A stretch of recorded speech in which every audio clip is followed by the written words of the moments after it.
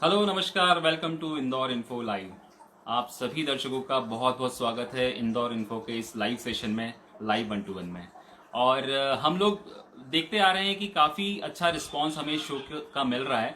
और हम आपसे चाहते भी हैं कि आप इसी तरह से हमें मैसेज करते रहिए, हमारे शो के बारे में आपको क्या लग रहा है वो आप बिल्कुल बताते रहिए। और जो लोग नए जुड़े हैं, नए दर्शक हैं, मैं उनको बताना चाहूँगा कि हमारा ये शो जो लाइव प्रसारित होता है इंदौर इन्फो पर, इसका अगर आप कोई प्रोग्राम मिस करते हैं तो वो हमारे यूट्यूब चैनल, इंदौर इन्फो का जो यूट्यूब चैनल है उस पर आपको देखने को मिल जाता है। तो दोस्तों, आज हम मिलेंगे एक नए हमारे अतिथि, आज हमें ज्वाइन करेंगे। और उनके बारे में मैं आपको बता दूं कि वो नृत्य शैली में काफ़ी फेमस व्यक्तित्व हैं और हमारे इंदौर शहर की हैं, और हमारे इंदौर और इंडिया का नाम उन्होंने विश्व भर में फैलाया है। और उसके पहले आज मैं आपको मिलवाना चाहूँगा हमारे एक नए संचालक महोदय से, जो कि आज हमें ज्वाइन करेंगे, जो कि आकाशवाणी, जो ऑल इंडिया रेडियो है, उनके वरिष्ठ उद्घोषक हैं, मिस्टर प्रवीण शर्मा जी। तो दोस्तों, आज आगे की कड़ी का संचालन करेंगे प्रवीण शर्मा जी। तो अब मैं आपको उनसे रूबरू करा रहा हूँ।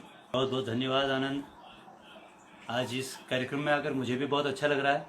और सबसे बड़ी बात, इंदौर इन्फो का जो काम है वो मैंने भी देखा और बहुत अच्छा लगा। सभी दर्शकों को, सभी शो से जुड़े सभी लोगों को मैं नमस्कार करता हूं और स्वागत करता हूं सभी का। और जैसा कि आनंद जी ने बताया कि इस समय हमसे जो जुड़ने जा रही हैं वो इंदौर की नृत्य गुरु हैं और उन्होंने बहुत नाम किया है नृत्य में अपना। निश्चित रूप से बिल्कुल सही है, लेकिन नाम करना, उसके पीछे जो मेहनत होती है, वो मेहनत क्या होती है, उन्होंने क्या पापड़ बेले हैं, उन्होंने क्या कोशिशें की हैं इस मुकाम तक पहुंचने के लिए, और उनके परिवार ने उन्हें क्या सहयोग किया है, उन्होंने क्या खोया है, क्या पाया है, ये सारी जानकारियां हम हमारी तरफ से नहीं दे सकते। ये उनसे जानेंगे तो ज़्यादा बेहतर होगा। और हम उनसे बस जुड़ने जा रहे हैं। अगर वो बिल्कुल तैयार है तो हम कुछ ही क्षणों में उनसे जुड़ेंगे। लेकिन उससे पहले हम आपको ये बताना चाहेंगे कि आप इंदौर इन्फो का ये शो लगातार देखते रहिए। और जैसा कि आनंद ने बताया, यूट्यूब चैनल पर भी इसे आप बाद में देख सकते हैं। और इसको आप अभी इस समय जब देख रहे हैं तो आपके कोई प्रश्न हो तो निश्चित रूप से आप हम तक पहुंचाने की कोशिश करें, क्योंकि आप लाइव देख रहे हैं। और आपके प्रश्न अगर आते हैं जो रागिनी जी से आप जानना चाहते हैं तो आप ज़रूर पूछिएगा। और अब हमसे जुड़ने जा रही हैं रागिनी जी, हम उनको आमंत्रित करते हैं।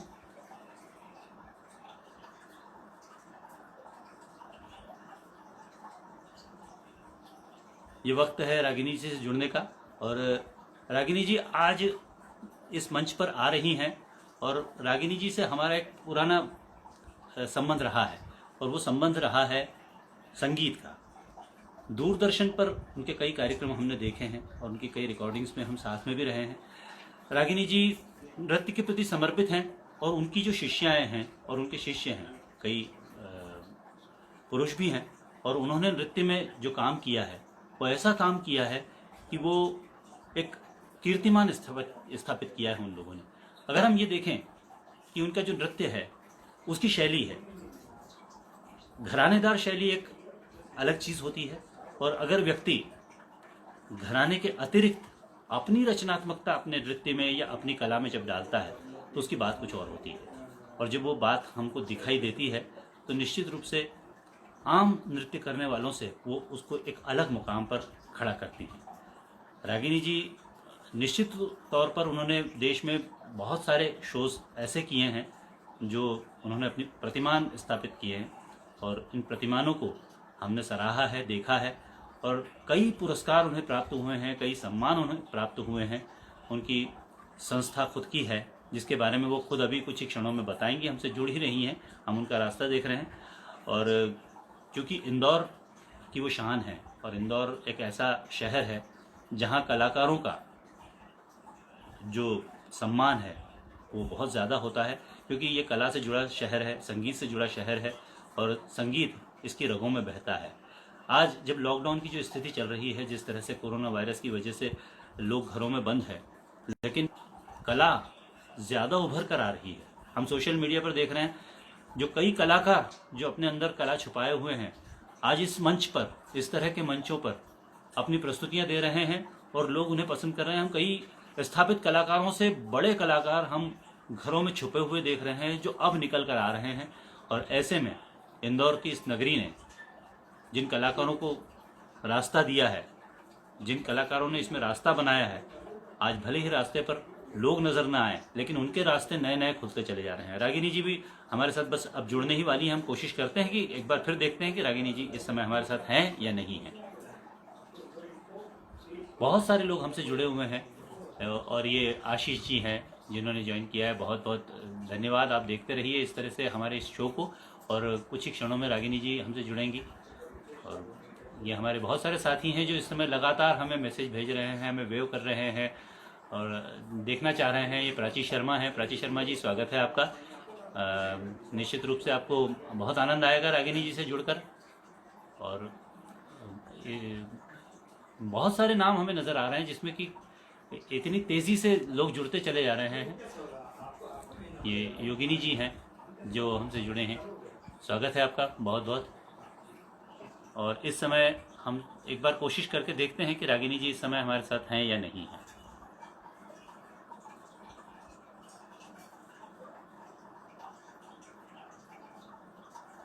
वक्त गुजरता जा रहा है, लेकिन जिस व्यक्ति से आप जुड़ना चाह रहे हैं, जिस व्यक्ति को आप इस समय हमारे इंदौर इन्फो पर देखना चाह रहे हैं, वो व्यक्ति निश्चित रूप से इंतज़ार करने योग्य है।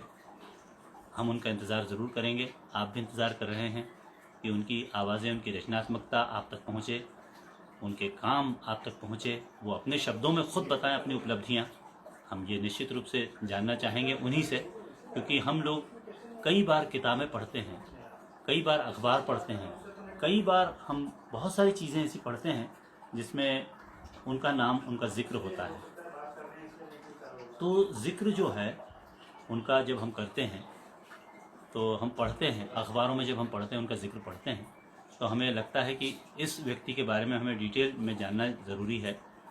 अब हमें लग रहा है कि रागिनी जी बस जुड़ने के लिए तैयार हैं। एक बार हम फिर चेक करते हैं उनका कनेक्शन हमसे हुआ कि नहीं, वो इस समय लाइन पर आई या नहीं।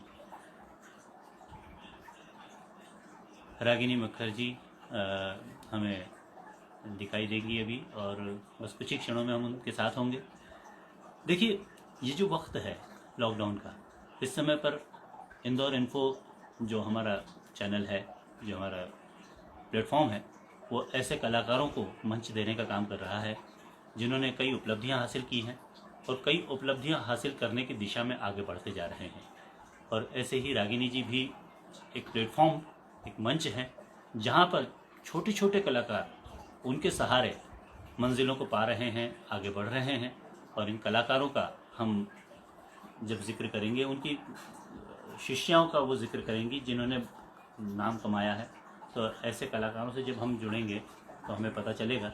बहुत सारे लोग हमसे दूसरे जुड़ना चाह रहे हैं, जो कि इस समय हम उनसे क्षमा चाहेंगे क्योंकि रागिनी जी का हम इंतज़ार कर रहे हैं।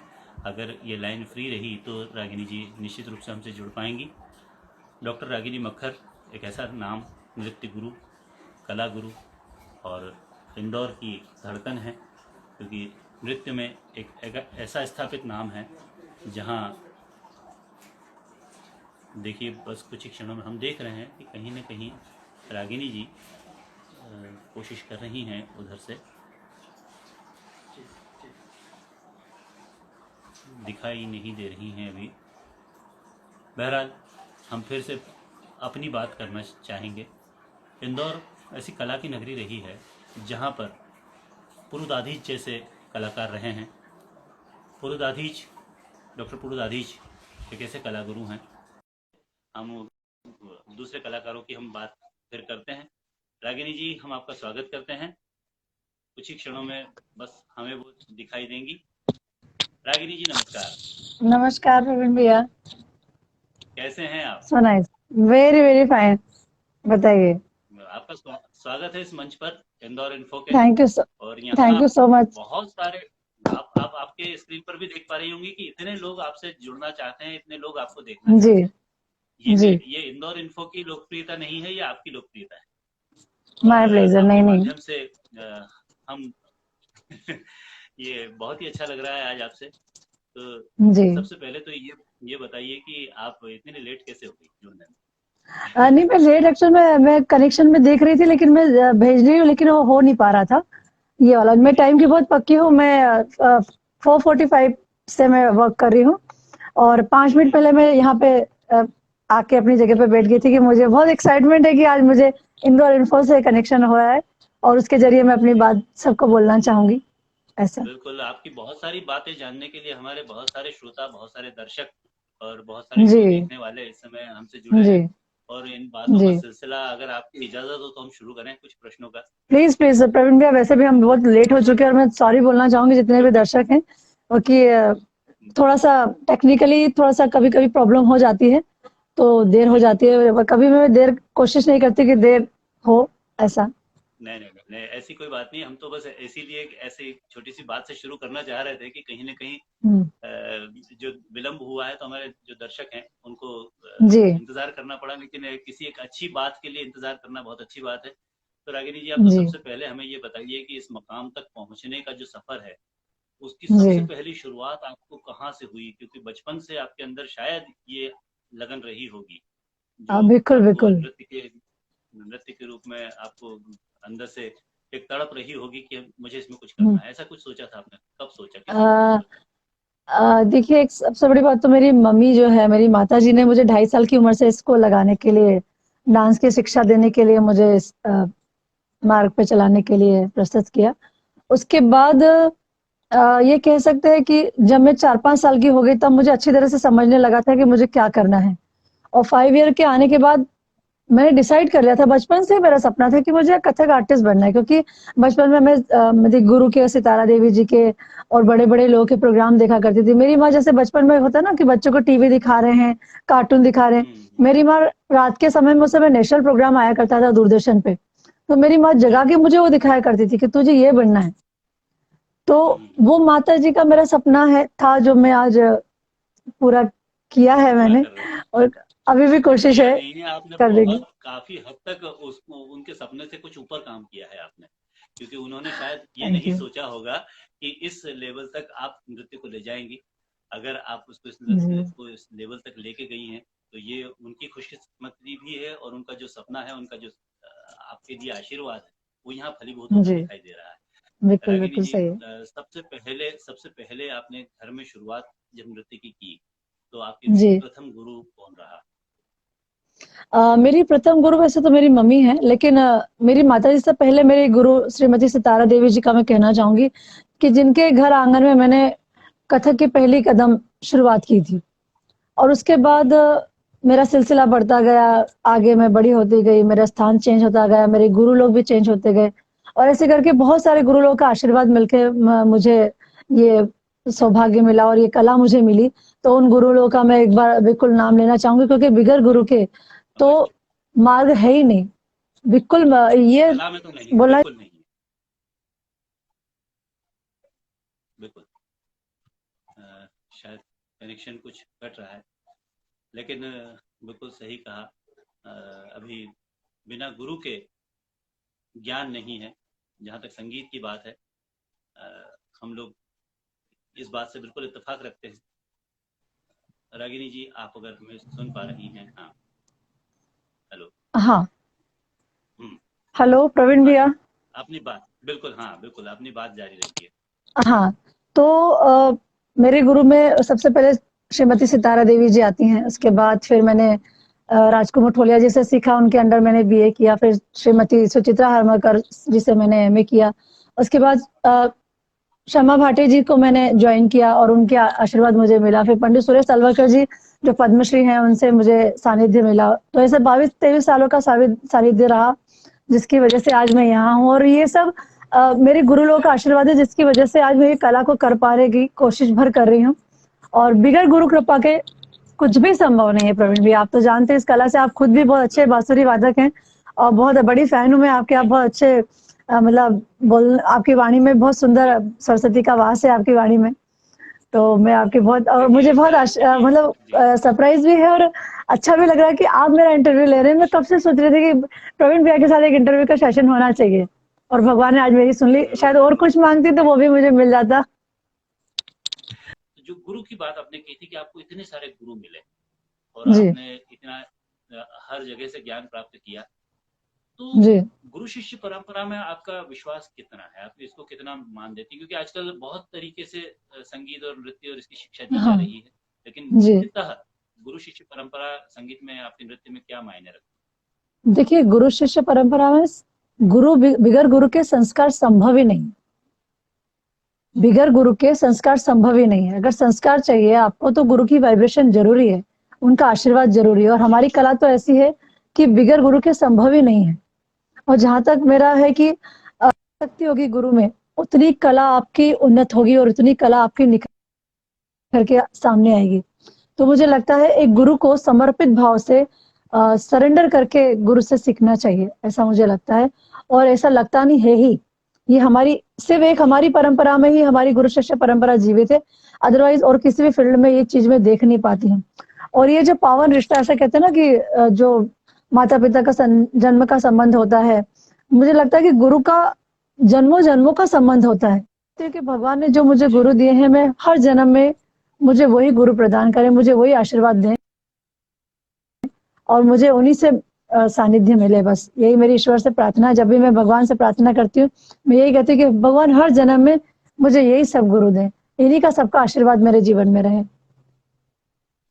बिल्कुल रहेगा, क्योंकि आपने उन गुरुओं के मानदंडों पर अपने आप को खरा उतारा है, तो निश्चित रूप से जी। वो बात तो आपको मिलेगी। ये आशीर्वाद गुरु के हैं कि वो अगले जन्म में आप जैसी शिष्य ही चाहेंगे, निश्चित रूप से। तो ये थैंक यू। बहुत खुशी की बात है कि आपने ऐसे उद्गार दिए। दूसरी बात, हम जब जैसे गुरु की बात कर रहे थे, अभी हमारे बहुत सारे जो व्यूअर्स हैं, बहुत सारे दर्शक हैं, वो इस पर लिख रहे हैं कि गुरु के बिना समाधान नहीं है और गुरु बिल्कुल सही है। बहुत महान है। तो मैंने एक बात कही थी कि गुरु जो है, देखिए, जैसे जहां तक गुरु का संबंध है प्रवीण भैया, मैं बोलना चाहती हूँ कि जी जी जहां तक मैं है कि मैं बोलना चाहती हूँ कि जब शिष्य गुरु को समर्पित रहे तो उसकी सोच में भी परिवर्तन नहीं होना चाहिए गुरु के लिए। ये बहुत बड़ी बात है कि जहां आपकी सोच में परिवर्तन आ गया, वहां उनकी कला पे प्रश्न चिन्ह लग जाएगा। तो जब भी कोई शिक्षा आप ग्रहण करें तो आप बिल्कुल समर्पित भाव से अपने गुरु को समर्पित रहें। मैंने अभी तक सिर्फ यही किया, मेरी मन वचन क्रम, मेरी बुद्धि, मेरे शरीर से मैं हमेशा उनका स्मरण करती हूँ, उनको याद नहीं करती। जी, बहुत अच्छी बात है जी। अच्छा, उनकी आपका कृपा के बगैर शायद कुछ संभव ही नहीं है। संभव ही नहीं है। अभी आपकी जो भावुक हो रही आवाज, क्योंकि आप अपने गुरुओं को एक साथ याद कर रही हैं और हम उस चीज को महसूस कर रहे हैं आपकी आवाज में। बहरहाल, हम आपकी थोड़ा सा जो परंपरा है, हेलो, फिर से हाँ, सुनाई दे रही है अब मेरी आवाज? अब शायद सुनाई दे रही है, वापस नए सिरे से आवाज आ रही है? जी आ रही है अब। और यहाँ पे मैं अपने कुछ बच्चों का नाम लेना चाहूंगी, जैसे जिन्होंने गुरु शिष्य परंपरा को मतलब हमारे नाजोग में जीवित रखा है। ये बहुत बड़ी बात है प्रवीण भैया, जिन लोग बच्चों का नाम ले रही हूँ, ये बहुत मतलब ऐसे बच्चे हैं जिन्होंने गुरु शिष्य के संबंध को मेरे ख्याल से अमर कर दिया। उसमें सबसे पहला नाम मैं बोलना चाहूंगी प्रभजीत कौर का, जो अभी मुझसे नहीं सीखती है लेकिन पहले मेरी शिष्या थी और अभी किसी कारण से उनका डांस छूट गया। उसके बाद आकांक्षा मकाशरे, जिन्होंने डांस के लिए अपना जीवन समर्पित कर, आर्किटेक्ट हैं और बहुत ही बोलना चाहिए समर्पित शिष्य हैं, बहुत समर्पित बेटे हैं। उनके लिए ये बात है कि मेरा जो कहा है वो ब्रह्म वाक्य होता है।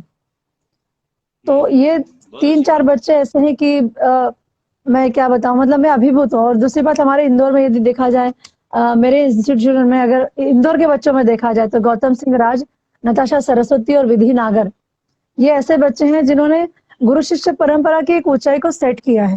गुरु शिष्य परंपरा की एक परंपरा को ईमानदारी से मन वचन क्रम से निभाया है। तो मैं बड़ी अभिभूत हूँ कि आज जैसे कुछ बोलते हैं मुझे कि कथक का भविष्य कैसा है, तो मैं जब इन बच्चों को मेरे पास देखती हूँ तो मुझे लगता है कि कथक का भविष्य बहुत स्टैंडर्ड और बहुत सुंदर और बहुत ही ऊंचा। जी जी पूरे 24 अपने आप को समर्पित रखते हैं मेरे लिए, नादियों के। हम आपसे ये जानना चाह रहे थे कि आप किस घराने का नृत्य करती हैं, कौन सा घराना है आपका और उसकी शैली क्या है, उसकी विशेषता क्या है? देखिए, मेरा जो घराना है, मेरे गुरु ने मुझे लखनऊ घराने की शिक्षा परंपरा दी है। लेकिन मैंने जैसे सितारा देवी बनारस घराने का करती हैं, तो बाद में मैंने लखनऊ घराने को अक्षुण्ण रखने की कोशिश की है और लखनऊ घराने को ही मैं समर्पित हूँ और लखनऊ घराने का ही निर्वाह करती हूँ। और मेरी जहाँ तक मेरी गुरु हैं श्रीमती शमा भाटी जी, उनका कहना है कि घराने से कला को सीमित नहीं रखना चाहिए, ऐसा उनका कहना है। जी तो कोशिश तो यही है कि मैं हर घराने को अ, सम्मान करती हूँ और हर घराने की कुछ अच्छी चीज़ होती है तो अपनाने की कोशिश ज़रूर करती हूँ। जी। इस बातचीत में हम ये जानना चाहेंगे कि आपको आज तक कितने सम्मान कहाँ-कहाँ से प्राप्त हुए हैं? क्योंकि आपकी जो नृत्य शैली है, उससे आपने बहुत कुछ जीता है, बहुत कुछ पाया है। तो अगर हमारी आवाज़ आप तक पहुँच रही है, प्रश्न पहुँच रहा है, तो आप हमें ज़रूर बताइए कि आपकी उपलब्धियाँ जो रही हैं, आपके कौन-कौन से आपके जी। सम्मान आपके हिस्से में आए हैं? तो थोड़ा-सा ये हम हमारे दर्शक जानना चाहेंगे इस समय कि उन्हें आप अपने बारे में बताइए प्लीज़। देखिए, सबसे बड़ा तो बोलना चाहिए कि छोटे-छोटे सम्मान मुझे मिले, काफ़ी बड़े भी मिले। तो इसमें विक्रमादित्य सम्राट जो मुझे अवार्ड मिला है उज्जैन से, वो मेरे लिए ज़िंदगी का बहुत बड़ा अवार्ड है। फिर भीमा भाई स्वाभिमान अवार्ड मुझे मिला है और सबसे बड़ी मेरी लाइफ़ का बोलना चाहिए जो अवार्ड है वो कलर्स का है, इंडियाज़ गॉट टैलेंट सीज़न 5 की मैं विनर हूँ। जी, और इसके बाद जी, बिल्कुल। 2017-18 में मुझे जो डांस वर्ल्ड कप जो मिला है, उन दोनों में विशेषता है प्रवीण भैया कि एक मुझे हुँ, इंडिया से मिला है जो पूरी इंडिया के लोगों ने दिया है और एक मुझे वर्ल्ड ने दिया है।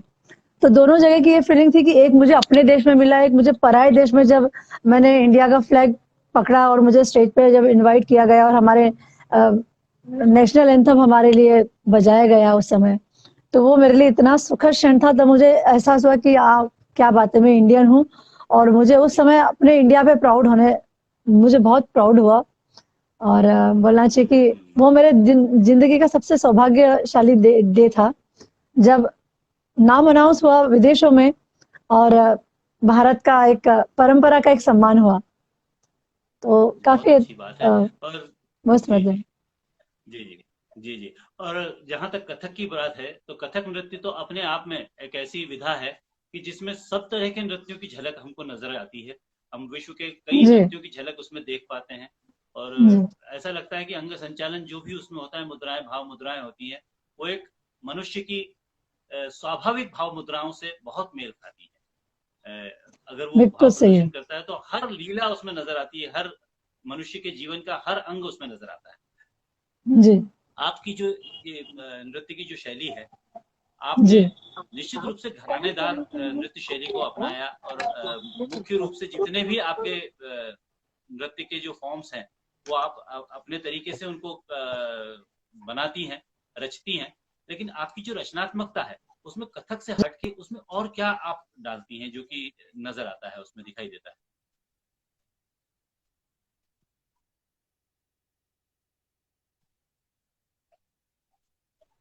जब आप कला को जीते हैं और आपके जो मन की जो अंतर मन की जो भावना है, जब वो जी। ऐसे हाथों के द्वारा और आंखों के द्वारा अभिव्यक्ति होती तो वही नृत्य बन जाती है।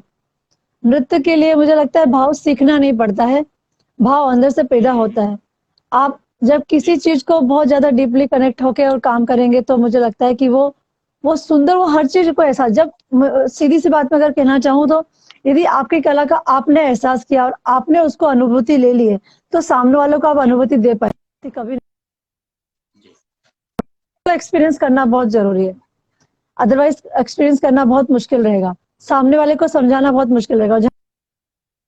हुँ, जहाँ तक अभी का सवाल है कि मैं जो एट प्रेजेंट जो मुद्दे हैं उसको लेके मैं बहुत काम करती हूँ ताकि मैं हर व्यक्ति को कनेक्ट जी, कर पाऊँ, क्योंकि हर व्यक्ति तो शास्त्रीय रूप से इतना सशक्त नहीं हो सकता ना। और मुझे तो जी, सबको जी, लेके चलना है, मुझे सिर्फ एक ही व्यक्ति को नहीं दिखाना कि ये कथक है, मुझे सारे समाज को लेके पूरे विश्व को लेके चलना है। मुझे हर उस व्यक्ति को लेमैन को भी समझाना कि ये कथक है, तो फिर मैं उसकी भाषा में बात करके कथक, क्योंकि कथक मालूम है ना, मुझे मेरी लैंग्वेज मालूम है, मुझे सामने वाले की अभिव्यक्ति पढ़ के उसकी भावना पढ़ के मुझे अपनी भावना बतानी है। तो अभी कोशिश हुँ, करती हूँ कि एट प्रेजेंट जो माहौल चल रहा है उसको लेके, जैसे मैंने सेव गर्ल चाइल्ड किया, फिर मैंने जी, अनुभूति किया, फिर मैंने संस्कार किया, ऐसे अलग अलग करती हूँ। फिर मैंने देखा है करके एक छोटी सी स्टोरी की है, फिर मैंने प्रोजेक्ट ऑफ माँ किया है। एट प्रेजेंट जो हमारा एक चलता है कि बच्चे लोग माँ बाप को जवाब देते हैं और तो थोड़ा सा उनके घर में एक माँ पिताजी के लिए थोड़ा रिस्पेक्ट की कमी रहती है, तो उसके ऊपर प्रोजेक्ट अब माँ कि माँ तो हम हर समय समर्पित रहती है बच्चे के लिए, बचपन से लेके तो जब तक बच्चा बूढ़ा ना हो जाए तब तक माँ समर्पित रहती है अगर वो है तो ये फर्क पड़ता है कि उसी के लिए मैंने प्रोजेक्ट आप माँ समझाने के लिए किया और लोगों को बहुत पसंद आया। अच्छा, सबसे बड़ी बात है जब भी मैं प्रोजेक्ट करती हूँ तो लोग मेरे प्रोजेक्ट देख के स्टैंडिंग ओवेशन जरूर देते हैं, मतलब वो कनेक्ट होते हैं, ये मेरे लिए सबसे बड़ा प्रतिसाद है। जैसे मैंने 26/11 किया तो वो मेरे जितने भी शहीद हैं उनको समर्पित किया। और जैसे अभी एट प्रेजेंट आपने दामिनी कांड रेप केस देखा होगा, जब भी उनका इतना बड़ा वो हुआ और उनको जस्टिस नहीं मिल रहा था तब मैंने उस पर भी कोरियोग्राफी की, वो लोगों को बहुत पसंद आई। तब ये एहसास दिलाया कि आप, वो तो दामिनी थी, हर किसी की बेटी भी तो हो सकती है ना, देश की बेटी मतलब हमारी बेटी हो सकती है। तो वो उसके लिए सबको फीलिंग होनी चाहिए, किसी एक को, उनके पेरेंट्स को नहीं, पूरे देश को फीलिंग होनी चाहिए। तो वो मैं अपने कला के माध्यम, क्योंकि कला एक ऐसा दृश्य क्रिया है ना, जो दिखता है वो बहुत मायने रखता है, बहुत अंतर मन तक जाता है। तो कोशिश की थी मैंने उसको बताने की और लोगों ने बहुत पसंद की उसको, और उसके बाद उन्हें जस्टिस भी मिला। तो मुझे सच्ची ऐसा। जी जी जी। बहुत अच्छी बात आपने बताई है। और ये जो उपलब्धियां हैं, ये जो आपकी रचनात्मकता है, ये इस तरह से लगातार हमें अभिभूत करती रहेंगी। एक प्रश्न मेरे दिमाग में बहुत बार आता है, जब भी नृत्य की बात आती है तो हम अक्सर जी एक चीज महसूस करते हैं कि बच्चों को, बहुत सारे घरों में बच्चों को अगर उनके अंदर नृत्य है तब भी उनको प्रोत्साहित नहीं किया जाता है। वो शायद ये मानते जी हैं कि ये एक ऐसी कला है कि जो डिपेंडेंट आर्ट है, इसमें बहुत सारे लोग लगते हैं कि भाई संगीत भी लगेगा, साथ में लाइट्स लगेंगी, स्टेज होगा, मेकअप होगा, तभी हम इसको परफॉर्म कर सकते हैं। अगर ये सब नहीं है तो इसको परफॉर्म करना बड़ा मुश्किल होगा और बहुत एक्सपेंसिव होता है, बहुत खर्चीला होता है नृत्य को परफॉर्म करना। उसके लिए बहुत सारी व्यवस्थाओं की आवश्यकता होती है। तो बच्चों को कई बार उनके अंदर बहुत अच्छी नृत्य कला होती है लेकिन उनको प्रोत्साहित नहीं करते माता पिता। तो ऐसे मौके पर आप क्या कहेंगी, थोड़ा सा इस नहीं, विषय में देखिए बताइए। ऐसा मैं नहीं मानती कि जो कला खर्चीली है, इसमें सिर्फ आपको मन की शक्ति खर्च करना होती है, इसमें कोई खर्चा नहीं है और बहुत डिवाइन आर्ट है। भगवान उसी को ये कला देता है जो उसके करने के लायक होता है। देखिए डॉक्टर इंजीनियर्स जी हजारों बन जाते हैं, हजारों लोग प्रयास करते हैं और वो सफल हो जाते हैं, लेकिन आर्टिस्ट खुद जी से नहीं बनता है, वो ईश्वर डिसाइड करता है कि किसको आर्टिस्ट बनना है। तो यहाँ बहुत गलत जी भ्रांति है कि इसमें पैसा लगता है, ऐसा कुछ भी नहीं लगता है। आपकी सच्ची भावनाएं लगती है, अगर आपकी सच्ची राह हो तो वहां अपने आप आपको रास्ता मिलने लगता है। तो ये बहुत गलत जी भ्रांति है। और दूसरी बात मैं ये कहना चाहूंगी, जो भी लोग देख रहे हैं, कि आपका बच्चा जो कर रहा है उसे करने दीजिए। मेरी माँ ने कभी मुझे डांस करने लिए रोका ही नहीं, मुझे कभी ना पढ़ाई के लिए मुझे घर में कभी डांट भी नहीं पड़ी, जबकि मैं पढ़ाई में भी बहुत अव्वल रही। तो घर में हम्म। के लिए कभी ऐसे मतलब प्रेशराइज नहीं किया कि फर्स्ट डिवीजन ही आना है, तुमको यही करना है, कभी नहीं। सिर्फ डांस के लिए मेरा मन था और मैंने डैडी को बोला कि, डैडी ने मुझसे बोला कि क्या करना चाहती हो, मैंने बोला डांस करना चाहती हूँ। बोले ठीक है, फिर ईमानदारी से लग जाओ। जबकि मेरे डैडी तो पंजाबी हैं हम लोग, और हमारे साथ पुश्तों में जी भी कथक नहीं हुआ, लेकिन फिर भी उस चीज को समझा उन्होंने। और सबसे बड़ी बात है, जी जब मैंने सीखना स्टार्ट किया तो मैं बहुत छोटी थी तब, मैं गुरुकुल मतलब चली गई थी छोड़ के। तो जी जी मेरे पिताजी ने मुझे कम से कम 10 से 11 साल बाद देखा। मेरे पिताजी ने मुझे बहुत छोटा छोड़ा था, उसके बाद मुझे 11 साल बाद देखने के लिए आए थे कि हमारा प्रोग्राम चल रहा था। तो मेरी पिताजी मेरी माँ से पूछ रहे थे कि भाई इसमें से हमारी बेटी कौन सी है, ईमानदारी से निभाने की कोशिश करती हूँ। मेरे माता पिता ने जो संस्कार दिए हैं, मैं कोशिश करती हूँ कि मैं उसी पे चलूं। और मेरे गुरु ने जो मुझे कला दी है, मैं उसको एक सच्चे शिष्य की तरह निभाऊं, बस यही मेरी जिंदगी का संकल्प है। आपने अभी माता पिता की बात की और माता पिता को याद किया आपने। और जब माता पिता को याद कर रही थी तो मुझे याद आया कि एक परिवार शादी के बाद फिर हमें मिलता है, एक नए माता पिता हमारे साथ और होते हैं। तो इस परिवार में भी जी संगीत का माहौल रहा, क्योंकि मैं इस परिवार को भी अच्छे से जानता हूँ। आपको पता है जी कि आपके जी परिवार से, इस परिवार से भी मैं जुड़ा रहा हूँ। तो जी आपको जब यहाँ संगीत का माहौल मिला, आपको पूरा प्रोत्साहन मिला, इसमें सहयोग मिला जी पूरे परिवार से संगीत में। देखिए बिल्कुल सहयोग से तो मतलब मिला ही सहयोग परिवार से। लेकिन जहाँ तक है कि मेरा भी मैंने सोच के ही ये डिसाइड किया था कि मुझे ज़िंदगी में सिर्फ़ यही काम करना है। तो कहते हैं ना जहाँ आप काम करते हैं वहाँ अपने आप रास्ता बनता जाता है। तो बगैर सहयोग से तो कोई काम हो ही नहीं सकता। गुरु का आशीर्वाद मैं फिर वही बोलूँगी, गुरु का आशीर्वाद, भगवान का आशीर्वाद और सब लोगों का साथ एक आर्टिस्ट को खड़ा करता है। तो मैं बहुत जी आभारी हूँ और भगवान को धन्यवाद देती हूँ कि मुझे ऐसा परिवार मिला और इस परिवार ने मुझे ये कला को आगे बढ़ाने के लिए प्रेरित किया। जी जी जी। हम बहुत सारी बातें तो आपसे करना चाहते हैं, लेकिन खास तौर पर आप इस समय की जो युवा पीढ़ी है जो कि नृत्य में आगे काम करना चाहती है, उस नृत्य की उस पीढ़ी के लिए आप क्या संदेश देना चाहेंगे? देखिए सबसे पहली बात तो मैं बताना चाहूँगी कि जो भी आप कला परंपरा को डेडिकेट हो रहे हैं, तो आपको अपने गुरु पे पूरा विश्वास होना चाहिए। दूसरी बात हमेशा पॉजिटिव रहें, हमेशा पॉजिटिव अगर रहेंगे, तो नेगेटिविटी कभी भी आपको एंटर नहीं कर पाएगी। तीसरी बात कि आप हमेशा एक सोच के साथ, पॉजिटिव सोच के साथ, सकारात्मकता के साथ आगे बढ़ें। जनरली क्या होता है कि बहुत जल्दी से नेगेटिविटी आ जाती है। नहीं, नहीं, किसी भी सिचुएशन में गिव अप नहीं करना है, किसी भी सिचुएशन में हार नहीं मानना है। उसी को लाइफ बोलते हैं, फिर तो आप हर चीज़ कर जाएँगे। जैसे मैंने मेरे मेरे गुरु ने मेरे लाइफ के सक्सेस सूत्राज़ हैं, जो मैं आपसे शेयर करने जा रही हूँ। Dedication, devotion, punctuality, realization, hard work. So ये चीज़ों के साथ मैं अपनी ज़िंदगी को आगे बढ़ाने की कोशिश करती हूँ और इसके साथ में मेरे लिए ईमानदारी बहुत ज़्यादा है। मैं ईमानदारी को बहुत महत्व रखती हूँ कि जो भी कला आप कर रहे हैं, जो भी आप जिसके लिए समर्पण है, आप 100% उसके लिए समर्पित होके काम कीजिए। देखिए फिर तो ईश्वर साक्षात आपको खड़ा होके हेल्प करेगा। ये इसका उदाहरण मैं खुद हूँ।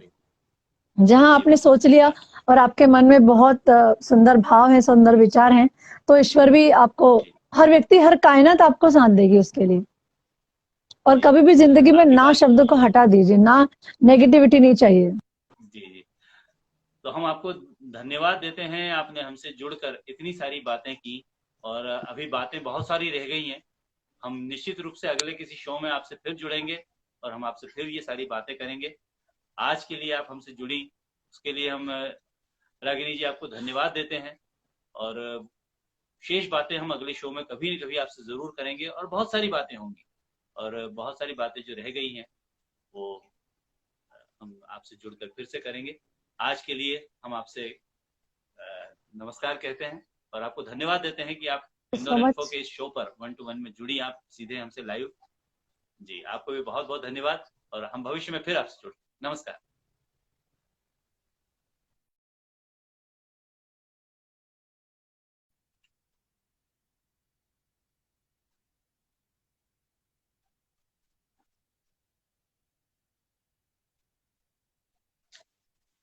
तो रागिनी जी इस समय हमारे साथ थी और तकनीकी रूप से थोड़े से व्यवधान जरूर आए, लेकिन जितनी भी बात हमने उनकी सुनी उसमें हमने निश्चित रूप से एक चीज देखी है कि गुरु जो होता है संगीत में बहुत बड़ी चीज होता है, बहुत बड़ा स्थान होता है गुरु का।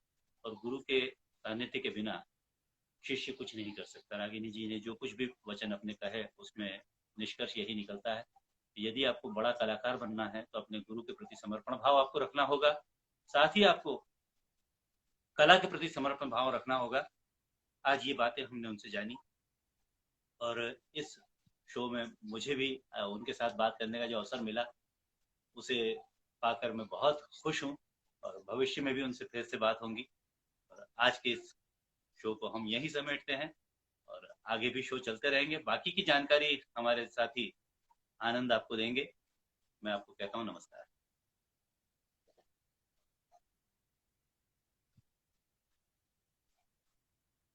बहुत बहुत धन्यवाद प्रवीण जी, बहुत अच्छा लगा आज का शो। दोस्तों आपको कैसा लगा बिल्कुल हमें बताना ना भूलिएगा। और काफी सारी चीजें रागिनी मैम से हमने सीखी आज, किस तरह से गुरु शिष्य परंपरा के बारे में हम लोगों ने समझा, काफी बातें की। और मैं प्रवीण जी का बहुत बहुत धन्यवाद बोलना चाहता हूँ कि एक छोटे से निवेदन पर वो हमारे लिए उपस्थित हुए और इस शो का संचालन किया, आज के जो सेशन का संचालन किया, उसके लिए बहुत बहुत धन्यवाद, तहे दिल से धन्यवाद।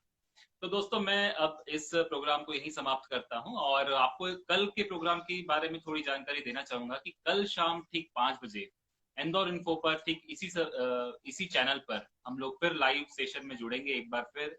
और जो हस्ती हमारे साथ जुड़ेगी वो है मिस्टर कमलेश राज वैदिक, जाने माने सोशल वर्कर हैं जो कि काफी कार्यों में सोशल एक्टिविटीज में इन्वॉल्व हैं और बहुत ही अच्छा कार्य वो कर रहे हैं। तो कल शाम ठीक 5 बजे कमलेश राज्य वैद्य जी के साथ हम लोग इस लाइव सेशन को दोबारा स्टार्ट करेंगे। तो आप लोग बिल्कुल जुड़े रहिए इंदौर इन्फो के साथ में। और अब नए दर्शक जिन्होंने अभी तक इंदौर इन्फो को फॉलो नहीं किया है तो प्लीज इस पेज को आप फॉलो कीजिए और सारी लेटेस्ट जानकारी सबसे पहले देखने के लिए इंदौर इन्फो से जुड़े रहिए। तो थैंक यू दोस्तों, बहुत बहुत शुक्रिया आप लोगों का। और मिलते हैं कल ठीक शाम 5 बजे। धन्यवाद।